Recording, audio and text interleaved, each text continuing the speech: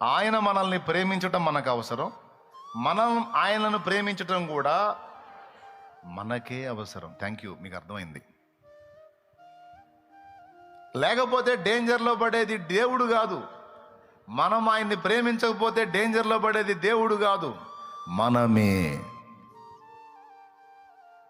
అందుకు చెప్పాడన్నమాట, మొదట నీకుండిన ప్రేమ నువ్వు వదిలినప్పుడు ఏం జరిగిద్దంటే నువ్వే ఎఫెక్ట్ అవుతావు, నువ్వే దెబ్బతింటావు, నువ్వే నష్టపోతావు, నువ్వే చాలా లాస్ అవుతావు.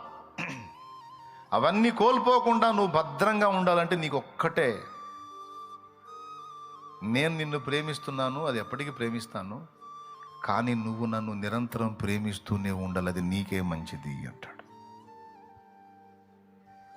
బా, ఎంత అందమైన, కీలకమైన, ప్రాముఖ్యమైన మాట అండి ఇది.